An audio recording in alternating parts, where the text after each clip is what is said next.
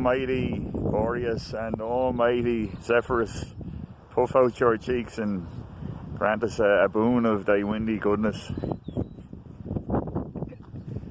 As Tiffany would say, I think we're alone now, so I'm going to risk another one of these walking and talking little videos, going downhill this time, so there'll be no Carney in the middle of trying to speak. It seems to be nice and quiet, and no one around to see me being a prat talking into a camera. So I'm just finishing Madame Bovary by Gustave Flaubert. It's kind of funny to do a book review when you still haven't actually physically finished the book, but I'm within about 50 pages, and I read the introductory notes anyway, so it's not like there's any plot spoilers that I was expecting to encounter. So I suppose I should start with what I liked about the book first.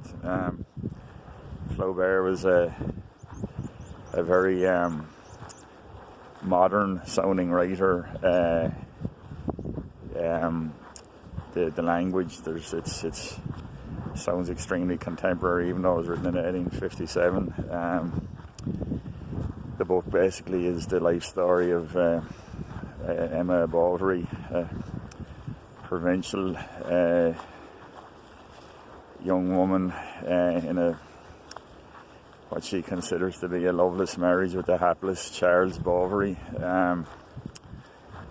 It's a very pessimistic book. It has very little good to say about human behaviour as far as I can see. I'm not a woman, obviously, so I will concede that the experience of reading it could be far more meaningful to a female readership. I'm sure Flaubert's thoughts on the kind of boredom and ennui that a woman in a very rural life, and physical world around her could be a very difficult experience. We're talking the mid-1800s here, and it's very possible that a woman's life could be very proscribed and narrowly defined. But that being said, we're left to ponder how we should feel about her predicament, because her complete and utter inability to empathise with anyone at all in any shape or form isn't exactly a very appealing characteristic, no matter how much we might empathise with her predicament.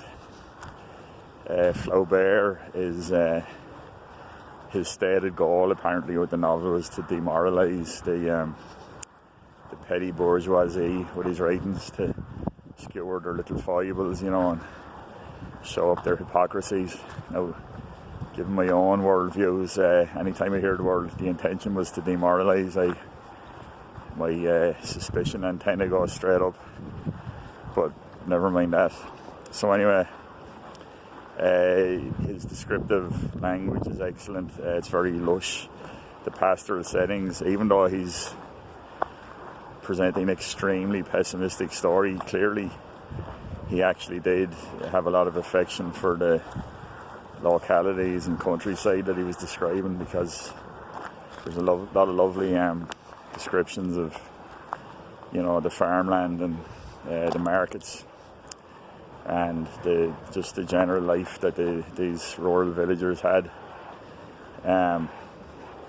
But you'd have to start thinking in terms of a little bit more about what you'd be critical of. Emma's husband Charles is just a cipher, a cardboard cutout of a male protagonist, not capable of any insight at all, it would appear. I don't know what sort of an intellect used to become a doctor back in these days, but clearly there were they weren't terribly bright, if Mr. Flaubert is to be believed. As such, he's just this almost like a play, stage, background setting against which Madame Bovary's predicament is depicted. It's a compelling enough story. Again, her interior life is very well depicted. It's just that,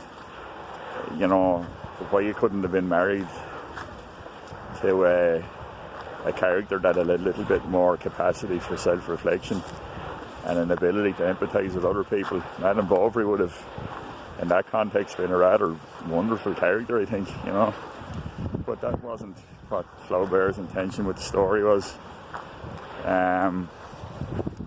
So certainly well worth reading. As I said, I would happily concede that a female reader of the book might have a vastly different experience of it. And that possibly limits my own ability to enjoy the story. So yeah, I'm certainly glad I read it. Still not feeling any great interest in reading anything remotely contemporary at the moment. So if any more of these little deeply profound book reviews show up anywhere, they're going to be largely based on older books, I can tell you. There's a lot of fan hum from the old, from our mighty windmills here. Don't know if that's intruding on the audio here, but anyway. Okay, my hands are freezing now, so I'm just going to keep walking on and go home. So see you later, bye.